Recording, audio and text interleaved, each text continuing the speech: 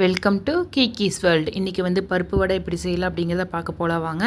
வடைப்பருப்பை வந்து நம்ம 3 மணி நேரம் நல்லா ஊற வச்சு அது கூட கொஞ்சமாக அரிசி கலந்து ஊற வச்சுக்கலாங்க.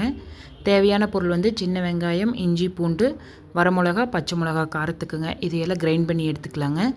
இது வந்து வடைக்கு போடுறதுக்கு வந்து குட்டி குட்டியாக எல்லாம் அரிஞ்சு வச்சுக்கலாங்க. வெங்காயம், கருவேப்பிலை, சின்ன வெங்காயம், பெரிய வெங்காயம் நம்மளுக்கு தகுந்த மாதிரி போட்டுக்கலாங்க.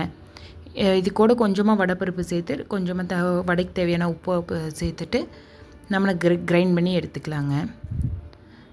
இதெல்லாம் சாப் பண்ணி வச்சாச்சுங்க. இனி வந்து பருப்பை வந்து அரைச்சிட்டு வந்துடலாம் வாங்க.